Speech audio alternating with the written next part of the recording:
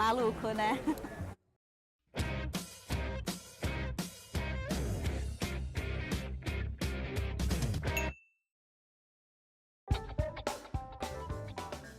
Olha, criativamente é o melhor momento dos quadrinhos brasileiros, desde que eu trabalho com isso em 1990. Depois dos anos 90, né, quando a crise bateu, a produção caiu, as únicas que se mantiveram produzindo dentro desse âmbito das bancas foram as infantis juvenis. A gente teve um distanciamento do público de 10 anos aí, o público parou de ler quadrinhos.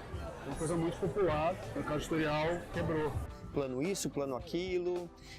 A situação financeira sempre foi um problema. Não, talvez não por culpa da editora, mas demorou inclusive para a gente ter uma estabilidade que permitisse começar a ter editoras dedicadas à publicação de quadrinhos nacionais, mas ainda assim teve louváveis iniciativas naquele período. Agora que uma cena está começando a engatinhar, tem que buscar mais gente, buscar espalhar de alguma maneira, sabe? Não se contentar com as feiras e vender online, qualquer coisa assim, sabe? A gente nunca teve uma profusão tão grande de bons quadrinhos sendo produzidos. Qual é o problema nisso? É que esses quadrinhos estão sendo muito mais vendidos em eventos do que em livrarias e bancas. O próximo passo é fazer com que esses quadrinhos cheguem a mais pessoas. Histórias em quadrinhos da DC Comics, a gente é o segundo maior mercado no mundo, atrás só dos Estados Unidos. A gente cresceu vendo e consumindo esses personagens todos. A produção só melhora. Esse ano a gente de novo trouxe um Eisner para casa, né, com os gêmeos. Eles trouxeram outro prêmio. Tem um prêmio que chama Inkwell Awards, que é de arte final, veio para o Joe Prado. Arte finalista brasileiro também. Os desenhistas brasileiros estão em excelente forma e em títulos muito importantes do mercado americano e europeu. E agora a gente está vendo esse outro momento de experimentação também, que eu acho que esse desejo também está sendo suprido já, muito autor fazendo, muito livro grande. Isso é somado à facilidade também de impressão, a questão de custo-benefício é um pouco mais em conta hoje em dia. Há muita gente querendo fazer quadrinho. Gente pra caramba, lançando quadrinho, vendendo print, mas tá lá defendendo dele. Existe um potencial muito grande de público que quer conhecer e quer consumir coisas produzidas aqui no Brasil. Começou uma retomada, sei lá, depois de 2010, assim, de um cenário independente mais forte, né? Pra mim foi um susto em 2010, porque quando eu fui nessa Rio Comic Con, que eu cheguei e eu vi um monte de gente produzindo. E essa nova geração veio com esse lance de narrativa e contar história e acho que é mais fácil de se juntar, mais fácil de criar material, sabe, histórias físicas e livros, etc, para distribuir e acabou crescendo de novo. Acho que foi isso. Eu não lembro de um momento mais interessante, assim, talvez na década de 80, assim, dizer assim, com esse volume, com essa quantidade, essa vontade que as pessoas estão fazendo, não me lembro. Os caras estão começando a consumir quadrinho de novo. Outcasts que liam quadrinhos, que ficavam de madrugada esperando passar o episódio de Arquivo X na TV aberta X ou Y, eles hoje estão em posições em que eles podem ditar os rumos de muita coisa. E isso ajuda a mostrar que o mercado amadureceu como um todo. O que mudou é que hoje, como eu costumo dizer, nunca houve uma época melhor para ser nerd. O brasileiro adora cultura pop. Cinema, TV, games, literatura de fantasia e ficção, colecionáveis, cosplay, board games, RPG. E é óbvio, né, que a massificação que veio do cinema, de Marvel, DC, outros quadrinhos indo para cinema, que o pessoal nem sabe que é quadrinhos, isso ajudou demais. Mas aumenta a venda num primeiro momento, depois as vendas voltam ao normal. Só que o cinema, a grande mídia, encontrou nos quadrinhos um gerador de conteúdo.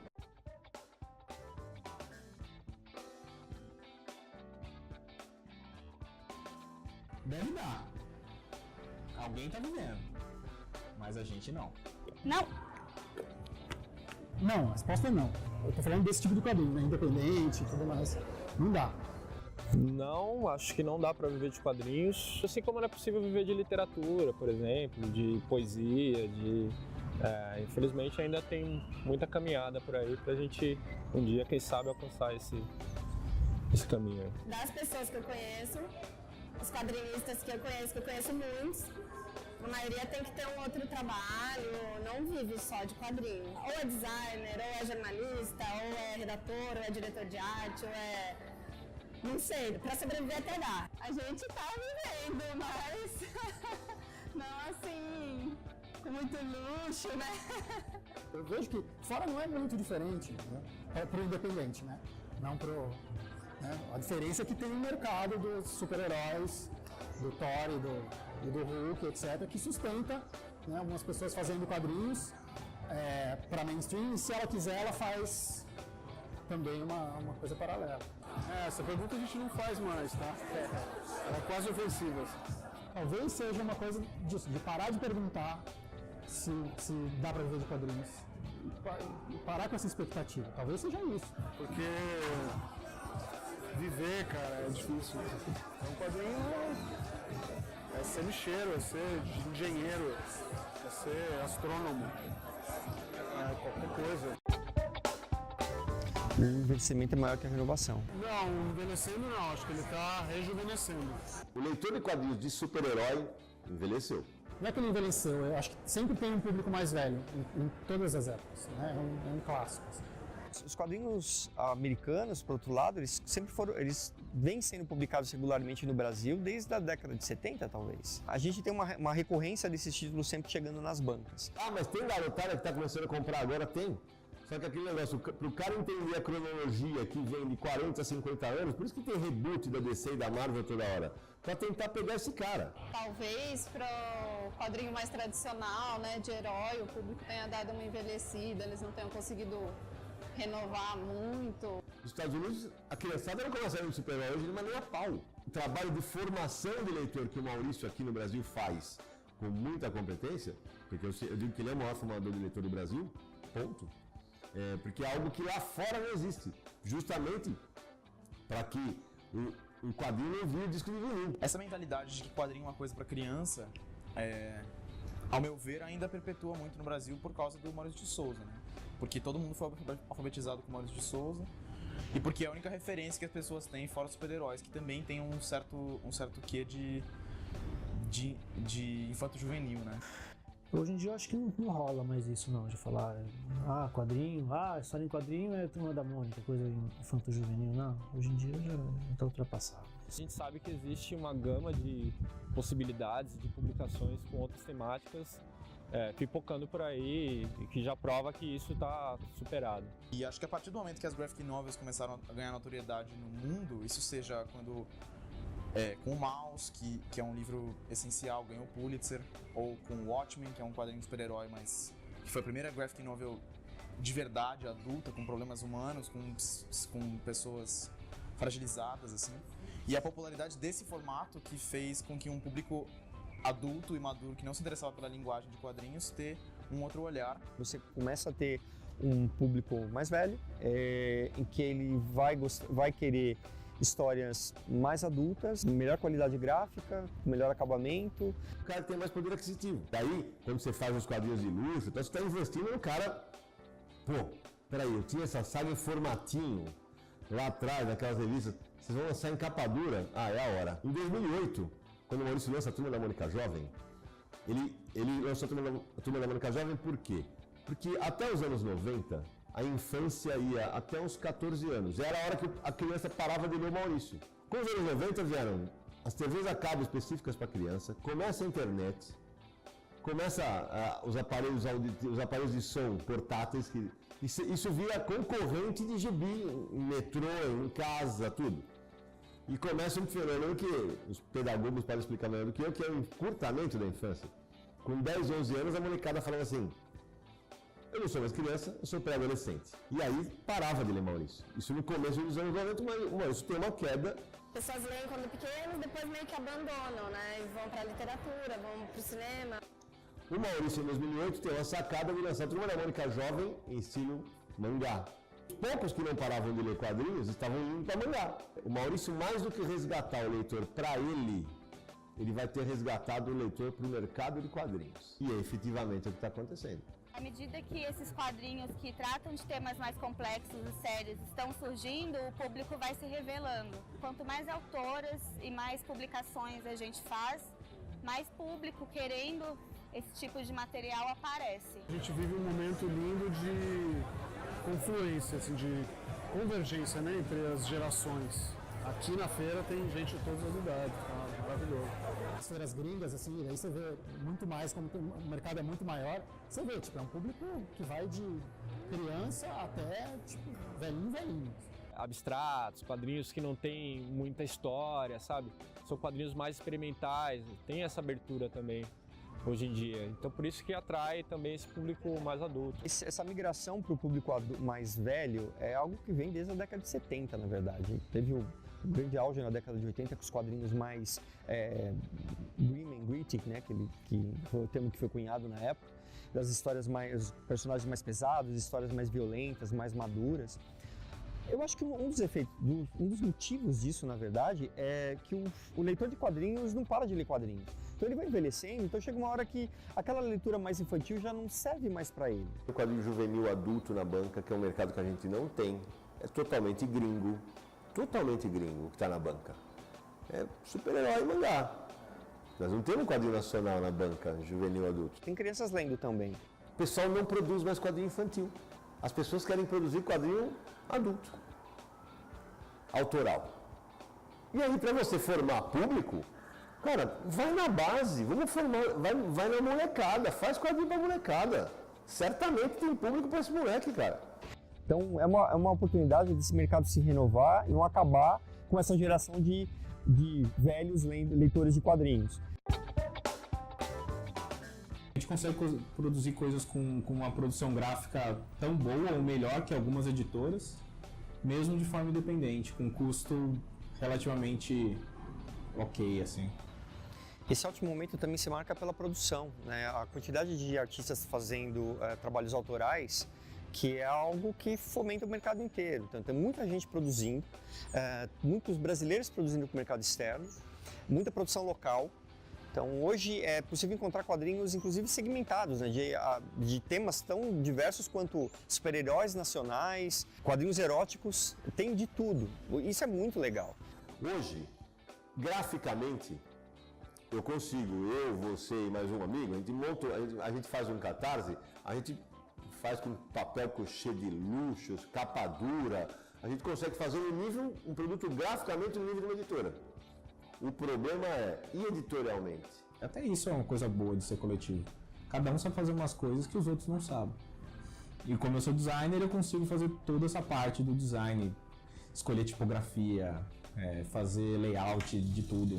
Eu faço template no design, mando para todo mundo, sigam esse template. Quando vem as páginas, vem bonitinho, na sangria, caindo e tal. Estamos falando de roteiristas, desenhistas, artes finalistas, coloristas, reticulistas, capistas, ilustradores, diretor de arte, é muita gente. Não pode ter erro de diagramação, não pode ter um bloco desalinhado do outro com texto, 2 blocos lado a lado. O cara tem que se preocupar editorialmente com o produto. E alguns autores de quadrinhos já estão sacando essa preocupação e estão colocando verba para revisão e estão contratando editores independentes para dar uma olhada no material dele. Isso é sensacional, isso é amadurecimento do mercado. E todo mundo que faz? Não, ainda é uma minoria. Mas se caminhar para isso, vai ser um momento maravilhoso e inesquecível do mercado. O editor é legal também o editor, porque às vezes é meio solitário, assim, essa coisa do independente. Mas o editor tem uma visão um pouco mais... uma visão do editor. Tem muita coisa de liberdade que a gente tem de produção que a gente não sabe se a gente teria numa editora. As grandes editoras, elas ainda têm muita resistência para publicar autoras como eu, por exemplo. Eu não me vejo publicada por uma grande editora no Brasil, talvez nem por uma editora gringa, talvez muito menos, né?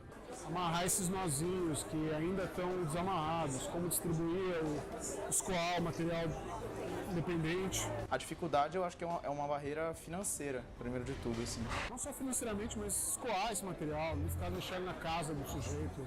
Estoque. Tipo, eu moro com um livro na minha casa, por exemplo. Como eu sou independente ainda, né?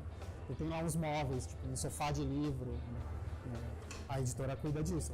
A maior vantagem que as editoras no Brasil oferecem para o autor independente é a distribuição. A distribuição no Brasil, para você botar um quadrinho em distribuição nacional hoje, no Brasil inteiro, você tem que ter uma tiragem alta. Pô, pra você rodar uma tiragem alta, você gasta uma grana, né?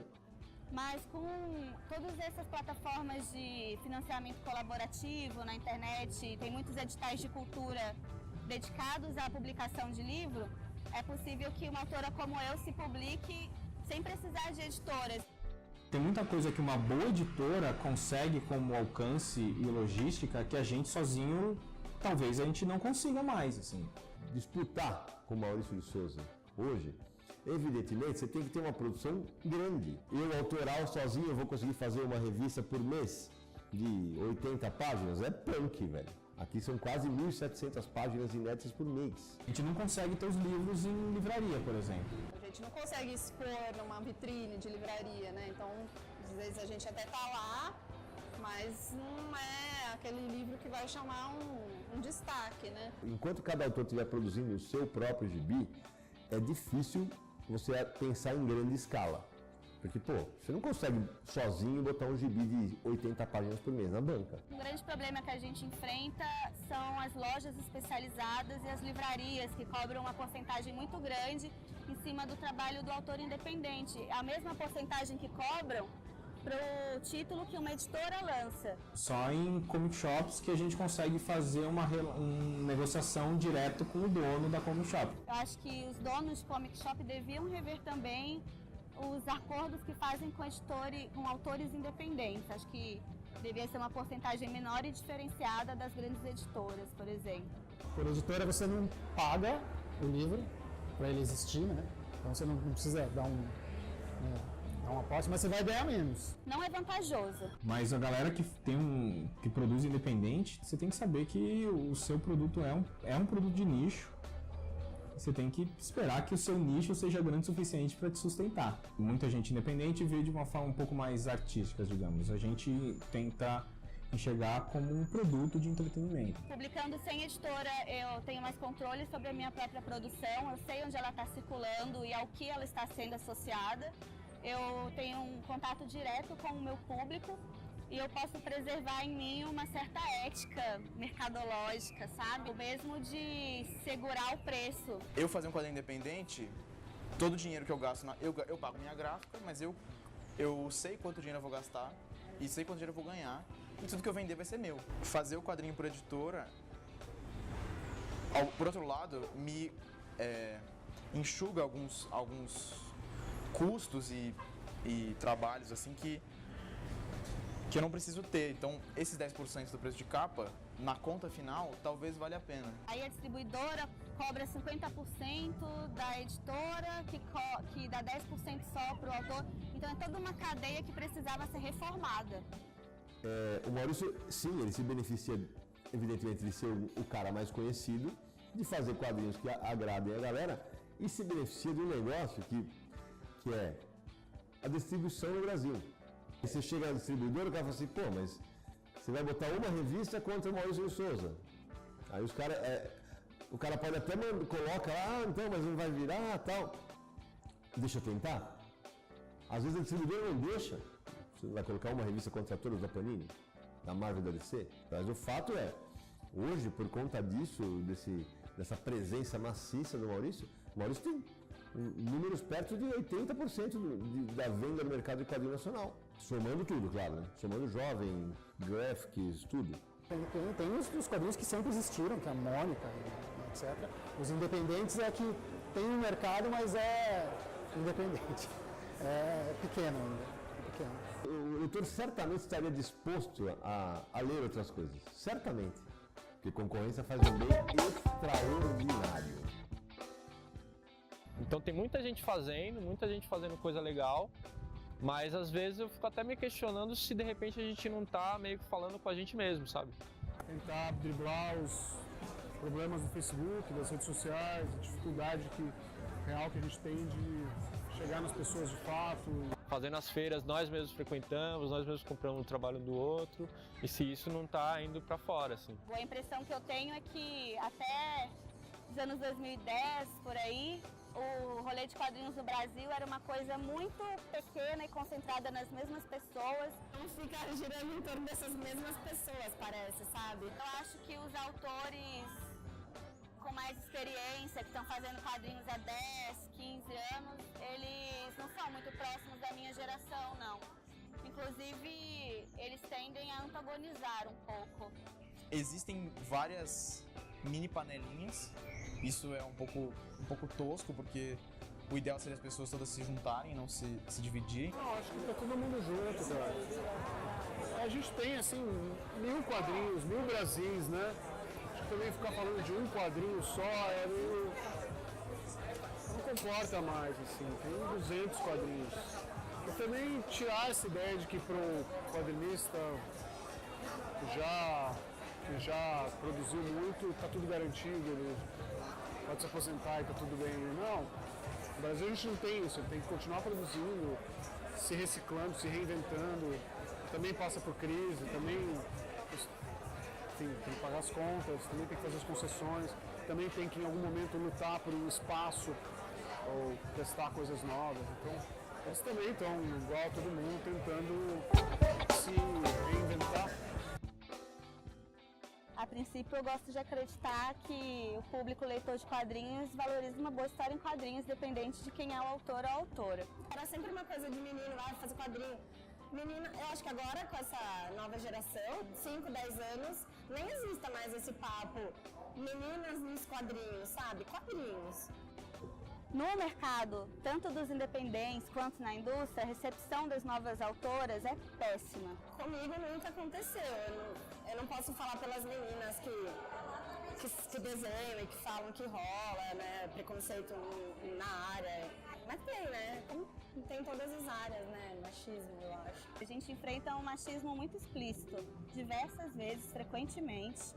Tem um quadrinho machista, claro, não vou falar que não, principalmente os antigos, se a gente pegar, que ainda não se falava, né, no humor, é politicamente correto e tal. Eu acho que com tantos embates diretos e com tanto desgaste, os autores eles estão flexibilizando um pouco o próprio preconceito e aprendendo a, pelo menos, não expressarem tanto machismo, sabe? Segurando a própria onda, assim. Aí a partir de 2005 começa essa questão das feiras, né? Com a Plana, como a Miolos, que a gente está aqui hoje, como a Tijuana também, a Parada Gráfica em Porto Alegre, Tabuão em Salvador, Dente em Brasília. Aliás, Brasília está tendo uma cena incrível nos quadrinhos. Principalmente para quem é independente, a feira é o melhor meio de distribuição, assim, para distribuir, para vender, para conversar com as pessoas. As feiras são essenciais. Durante o ano todo, acho que são pelo menos umas 5 feiras importantes, assim, onde as pessoas podem levar seu trabalho e expor e tal. Feira Faísca, por exemplo, acontece sempre num espaço muito legal, perto de circuitos culturais de cidade. E a própria Comic Con que você mencionou é um reflexo disso. A gente tem uma área que chama Art Alley, que é a área mais tradicional das Comic Cons do mundo todo, e dentro da CCXP essa área cresce ano a ano.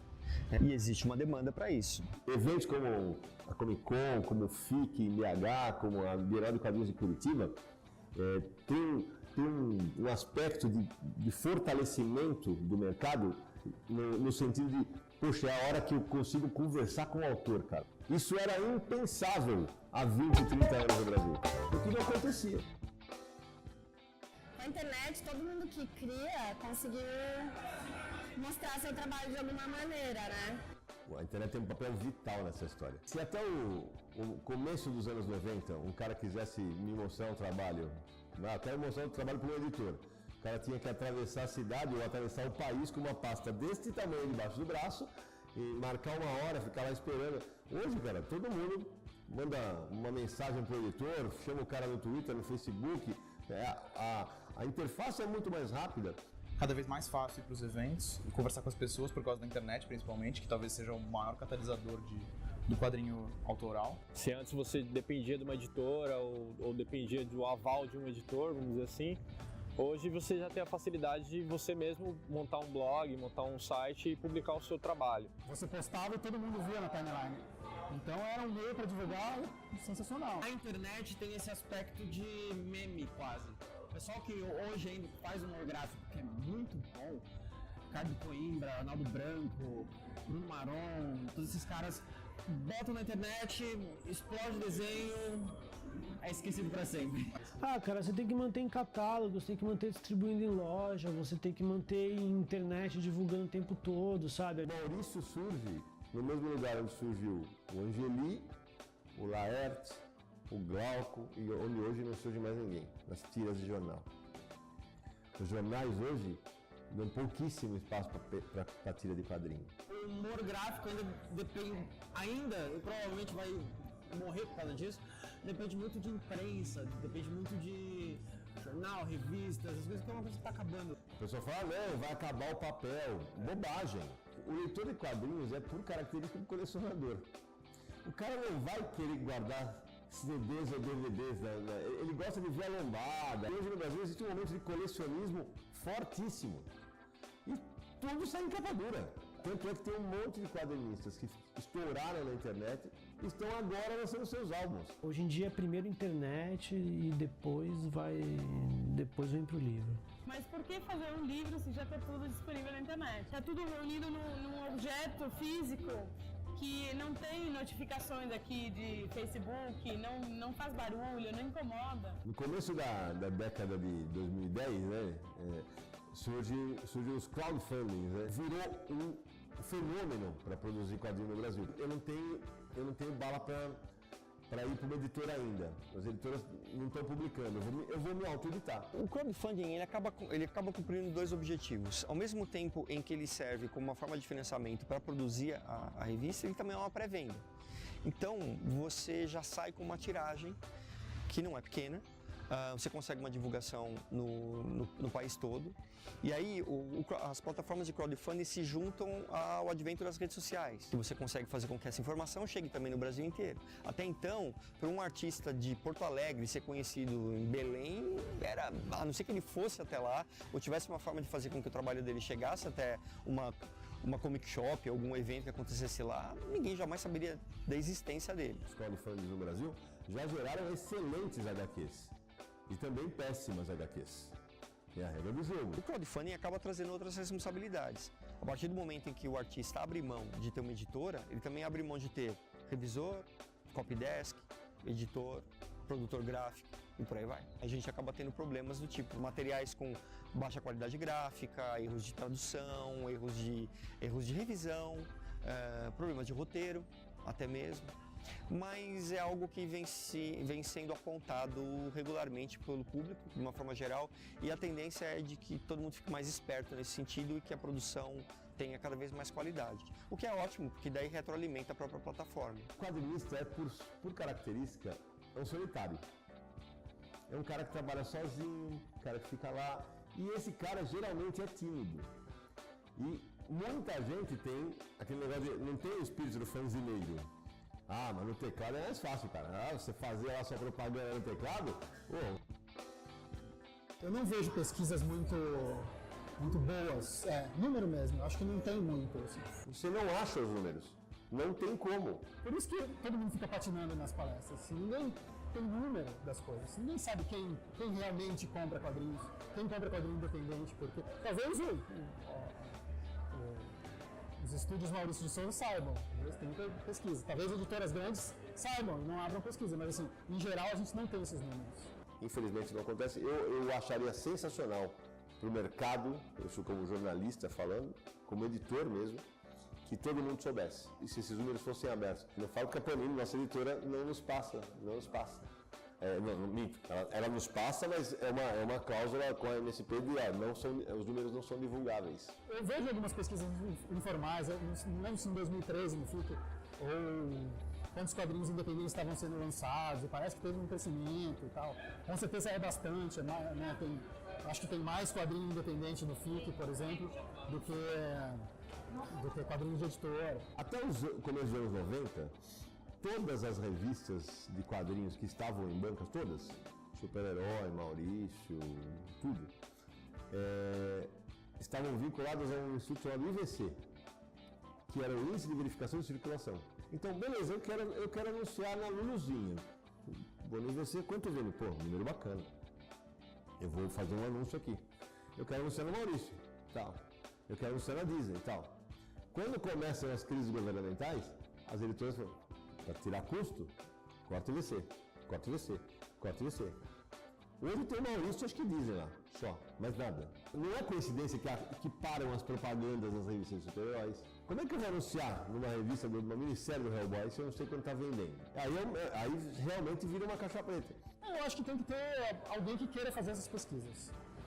E isso precisa de grana. Tem que ver o que vai acontecer, mas assim, não vai ter grana enquanto não tiver um mercado, então essa pesquisa não vai acontecer, ninguém vai investir. Então, tem que ver se alguém quebra isso aí. Então, daí, como a gente não sabe o que é o tamanho e tudo mais, a gente imagina.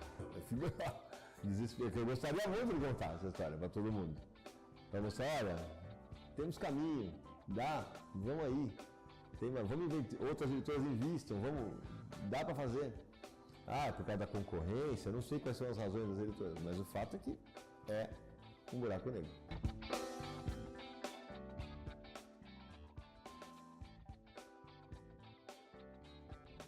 Eu não acho que os leitores de quadrinhos estão mais abertos a temas que possam ser considerados tabus ou polêmicos. A produção acaba ficando mais politizada também. Você tem caras que nem eram tão obviamente politizados, mas que eles acabam falando, não, putz, agora tá importante falar sobre isso, e o cara vai falar sobre isso. E os quadrinhos ajudam nisso porque essa combinação das duas linguagens, da imagem e o texto, acaba acelerando, não acelerando, mas agilizando a leitura. É muito diferente, né? Quando a pessoa abre uma história em quadrinhos, ela encontra esse tema, que a princípio pode ser um tema difícil de se relacionar, do que quando ela lê um textão no Facebook ou alguém vai diretamente falar com ela, frente a frente. Acho que o quadrinho é uma forma mais amigável, mais lúdico. A obra de quadrinhos, ela é boa por si, assim. Então, se o garoto pega aquele quadrinho e lê, por exemplo, lançaram o Vidas Secas, o Guazelli fez o Vidas Secas, a adaptação dos quadrinhos. Eu acho que é uma obra muito boa, assim. Claro que é diferente. Se você pega o Graciliano Ramos, vai ser um tipo de leitura, e o quadrinho vai ser uma outra. As duas não se anulam, sabe? O que mudou, basicamente, quando eu começo a trabalhar com quadrinhos, eu ouvia muito assim, o Brasil não tem roteirista. Ninguém só sabe desenhar. Bobagem. Nós temos ótimos roteiristas hoje. As pequenas editoras, falando do meu lugar de mulher e feminista, elas têm muita resistência para publicar o material que eu produzo também. Algumas se interessam, mas a maioria não. As próprias editoras, eu acho, elas estão muito ainda imersas nessa mentalidade também de publicar coisas muito comerciais, estereotipadas. Quanto aos quadrinhos na periferia, eu acho que ainda é muito difícil, porque infelizmente nós estamos num momento ainda que os quadrinhos são caros, né? Às vezes é R$20 no mínimo um quadrinho. Se forem ler, vão ler os quadrinhos mais mainstream, assim, porque não conhecem, não têm acesso a esse tipo de quadrinho mais adulto que a gente estava comentando, que rola nas feiras, que são feiras geralmente longe daqui. É um problema cultural mesmo. As pessoas não leem pouco literatura, leem pouco tudo, né? Vai um pouco no cinema, vai um pouco no teatro. E os quadrinhos acabam também sofrendo dessa defasagem.